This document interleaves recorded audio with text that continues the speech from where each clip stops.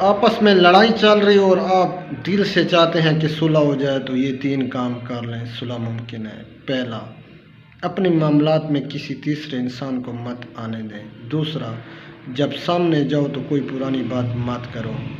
تیسرا، فوراً صفائیاں مت دو، بس معذرت کرو۔ نفسیات کہتی ہے کہ 2 پیار کرنے والے جب آمنے سامنے آتے ہیں، چاہے جتنے بھی ناراض ہوں، مرد کے اپنے پارٹنر کو دیکھ کر اس کے جذبات زیادہ ہو جاتے ہیں اور عورت پھر سے پیار محسوس کرنے لگتی ہے۔ محبت کی بہترین شکل یہ ہے کہ آپ کو 100% یقین ہے کہ سامنے والا آپ کا نہیں ہو سکتا، تو پھر بھی آپ اس کی کامیابی کے لیے دعائیں کرتے ہیں، یعنی آپ اس سے سچی محبت کرتے ہیں۔ اس کی غلطیاں آپ کے جذبات کو نہیں بدل سکتی۔ نفسیات کے مطابق دماغ اس سے ناراض ہے اور دل اس کی پرواہ کرتا ہے، اس لیے پھر آپ اس کے لیے دل سے دعائیں کرتے ہیں۔ آپ بے وقوف بنے رہیں، آپ کے تعلقات مضبوط رہیں گے۔ جب تک آپ اندیکھا انسنا کر کے خاموش رہیں گے، آپ کے تعلقات مضبوط رہیں گے۔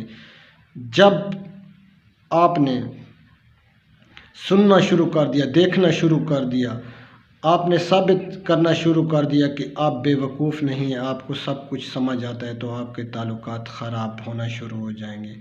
پھر رشتے پھیکے اور دوستیاں ختم ہونے لگ جائیں گی۔ کچھ لوگوں کو پیار جتانا نہیں آتا، دکھانا نہیں آتا، بتانا نہیں آتا۔ اس کا یہ مطلب نہیں ہے کہ وہ آپ سے پیار نہیں کرتے تھے، شاید وہ کبھی آپ کو سمجھا نہ پائے کہ ان کو آپ سے کتنی محبت تھی۔